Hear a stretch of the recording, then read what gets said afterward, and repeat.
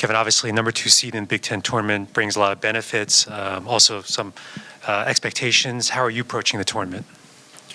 Yeah, we're excited about it. It's the first time being a double bye, so the break has been nice to kind of get these guys mentally reset a little bit after the tough grind of end of February and March. So we're looking forward to it. It's a great opportunity. And, obviously you want to win a Big Ten championship and improve your seeding in the NCAA tournament because that gives you better chances. So we're looking to go into Indy and play well. How would you describe the mood among the players? Are they excited, maybe enthusiastic about this opportunity? I think they're getting there. Yesterday was our first day back kind of practicing, so I think a little bit I think everyone's we're getting back into the swing. They will be excited. It's just kids don't get excited 3 days before something happens anymore. Coach, how unique is this for you to have a team going to a conference tournament where it's going to be the first in that conference experience for so many of the players you count on? Yeah, I think the good thing is that they've all played in conference tournaments before, so that I think they have that. And obviously, I think they all respect this league greatly now. I think it took a little time for them to understand how good this league is and how good the players are in the league. So I think the fact that they've been through the league, they've all played in conference tournaments, they are all excited about postseason play. So, you're still going out there and playing one of the teams you've played before. So maybe a little less anxiety because they just can say, we're going to show them what we can do. No, I think there's a respect in this league that I see within the players as they go through it. They know that they're going to have to go out there and play very well. To win a game and more or less win 3 games against the competition in this league. Kevin, I know obviously you live in this kind of basketball bubble, but have you gotten a sense just from fans or people you run into outside here, like that there is this real enthusiasm about this team and what it could do in March? Yeah, I think it's great. I love, the whole Crab 5 thing I thought was really cool, how that just kind of took a life of its own and it started, outside of the athletic department. It didn't really have anything to do with us. But yeah, I think everyone's really enjoyed watching these guys play. I think that's what I'm more excited about than anything is that, the way we've played, the way these guys have played, I think has electrified the fan base. Not just that we're winning and we're 11th in the country and a 2 seed. I think the way we've played has been a lot of fun to watch. Basketball, obviously, momentum, and it's a good problem to have not playing on Friday, but how do you kind of balance that as a coach, kind of going hard up till Sunday and then give them a few days off and kind of want to keep them in the mindset of everyday kind of thing? Well, we had the last 4 games was a grind mentally for these guys and for the staff. So I think we took off Sunday. I think we lifted Monday. Yesterday was our first day kind of back. Today will be a real practice, and then we'll kind of do what we've been doing is really nothing day before games, walk through. So we haven't been great coming off breaks, but I think this break was much needed just from the fact that the grind was real those last 4 games. I think the pressure, the stress of where we were, how we were playing, I think that was a little bit of a mental fatigue on our guys.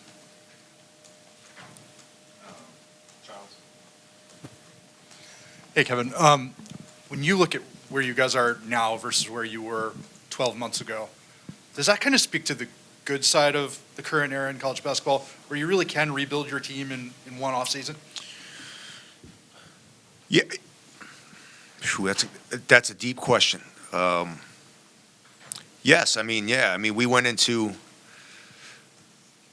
the portal with a really, really specific plan of how we wanted to play. The COVID year and the 6-year guys made that much easier. It's going to be a much more difficult task going forward, just because I don't think it's going to be as easy because you're not going to have as many players in the system. We're losing a dramatic amount of extra year guys that had COVID years. If you look at Tanji from Wisconsin, he's in his 6th year. Selt's in his 5th year. Jay's in his 5th year. There's going to be no more of those guys. So when you take, I think it's in this league alone, I think there was 49 grad transfers. I think it was somewhere in that. You take 49 guys off the rosters. That's a huge, huge change that I think we're all going to go through in the portal. So, and then now we're going to throw in profit sharing, and we're going to throw in, everyone's going to have, $3 million to build rosters. It's going to be, I think, much more difficult to sustain it and to build it than it was last year. Kevin, sticking with the portal topic, you've talked a lot about how much you've enjoyed coaching this team and sort of their personalities. Do you have any idea of what that's going to be like as you're recruiting them in the portal, or is it sort of just a surprise? No, I mean, it's why we still do official visits. I mean, everyone says official visits are stupid. Technically, they kind of are stupid now because you're making decisions a lot based on money and fit for these kids. But for coaches, we use official visits just really. We've already done our homework. We've already watched 10 games on them. We've already made phone calls, but we use visits just to see how we interact with them, how they interact with our players. More or less, it's like a personality test more than anything. So,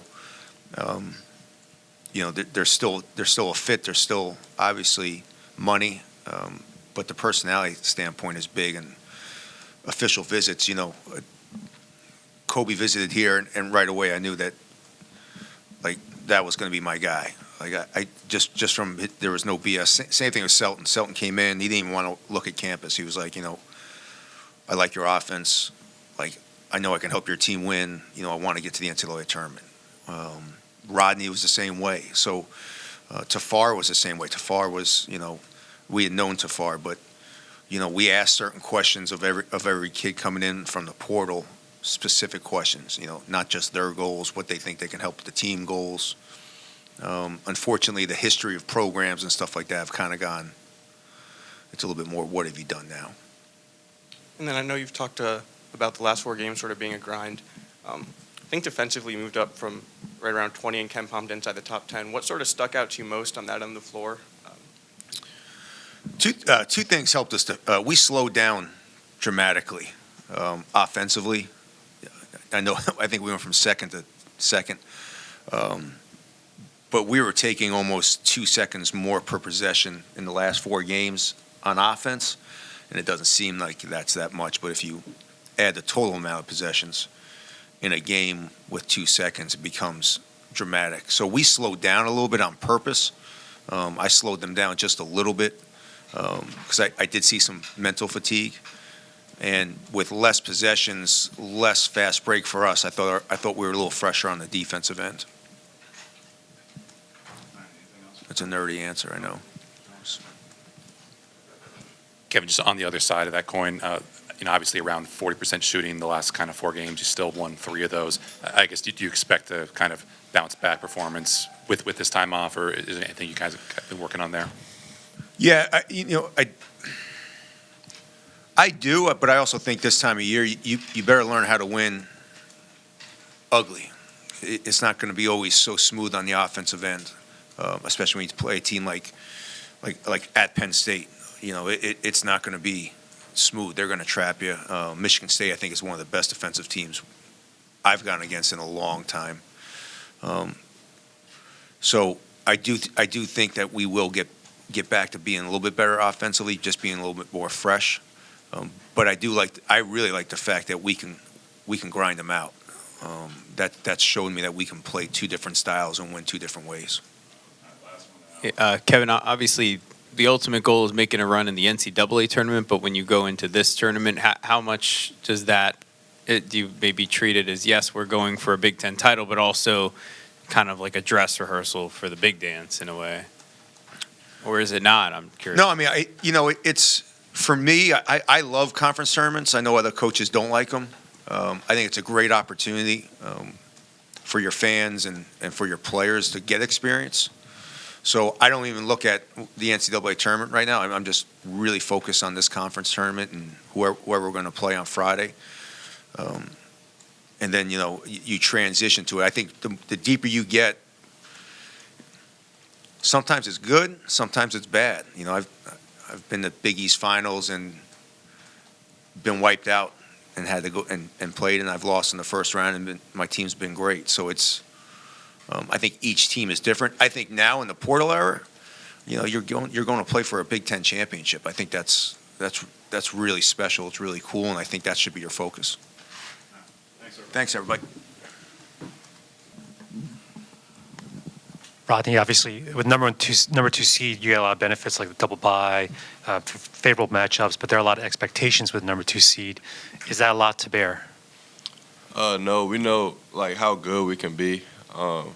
We know how good we can be when we play together as a team. So the expectations are high, but we can accomplish those. And Derek, Kevin was in here earlier saying that he doesn't even look at the NCAA tournament. For you and your teammates, is that something that you keep on the horizon, or just more focused on the Big Ten tournament?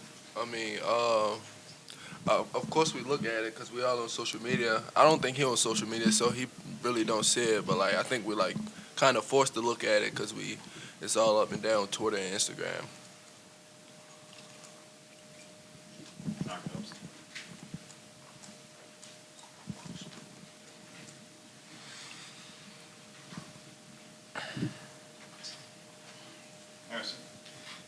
Hey, Derek, just was wondering how you found out about Big Ten Freshman of the Year, where you were, who told you? I was in the gym. I was here. I was getting treatment. And then it was on social media that I found out. And what was just your reaction? I had a smile on my face. How high on your, like before the season, was that like up on your list of priorities, your goals? Yeah, of course. And then Rodney, in terms of the Big Ten tournament, you're gonna have to play. If you want to make it far, you're gonna have to play pretty much every day. Are you at all worried about, with the depth of the team and maybe just tired legs, or is that not really a concern for you guys? Nah, that's not a concern. I think we're all pretty well conditioned by now, so that shouldn't be a problem. For both of you guys, how fired up are you and your teammates that so many contributors on this team that have done so well, this is going to be their first Big Ten tournament, and you guys can go in and really make a statement about this team playing in this tournament for the first time? How exciting is that? Yeah, it's very exciting. We get to prove ourselves. Well, we got nothing to prove, really, but we get to play against the best competition, of course. So it's definitely going to be fun. I mean, like we right there. Just 3 games, 3 days. Might as well go win it.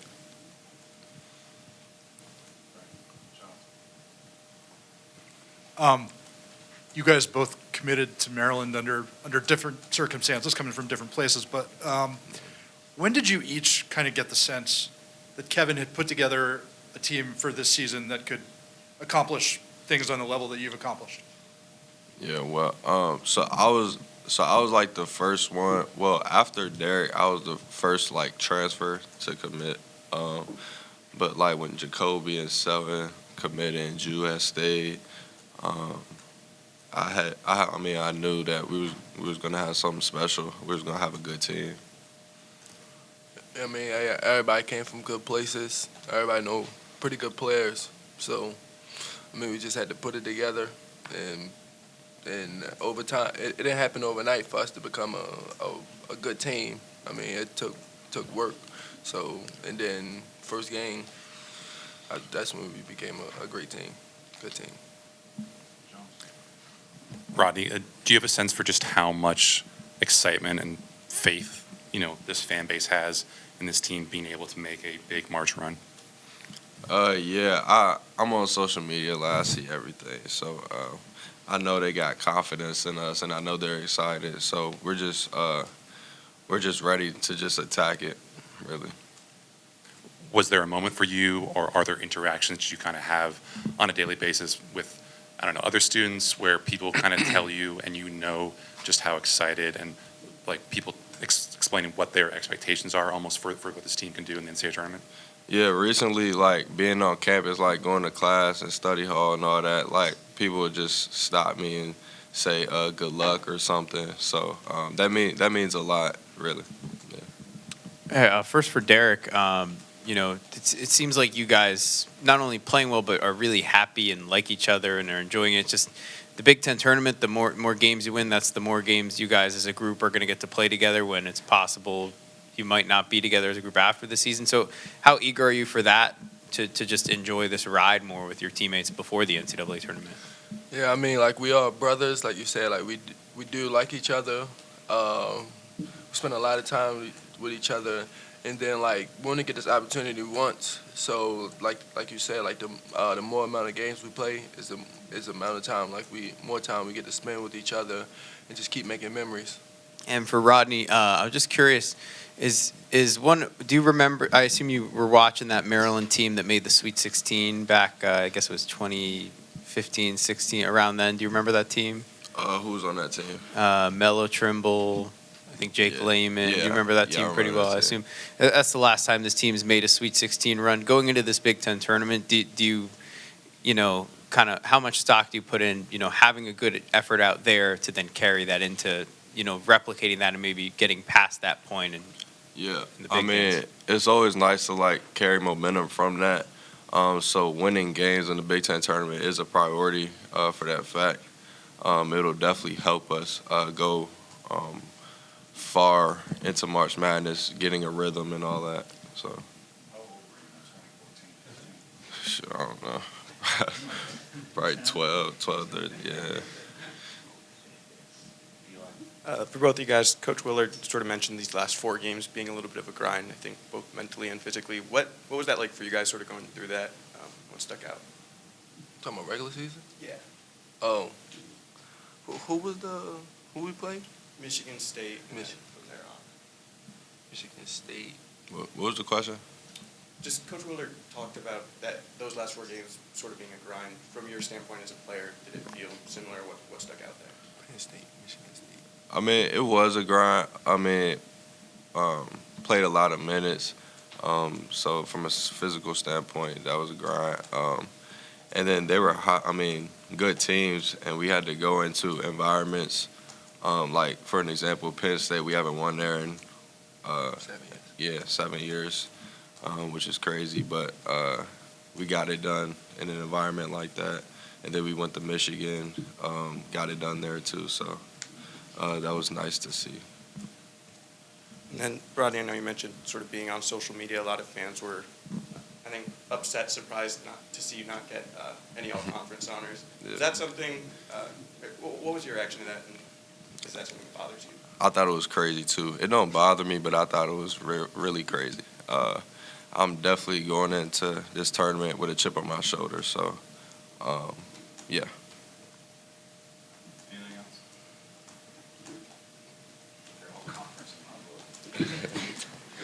I appreciate it. All right, then we can go watch practice.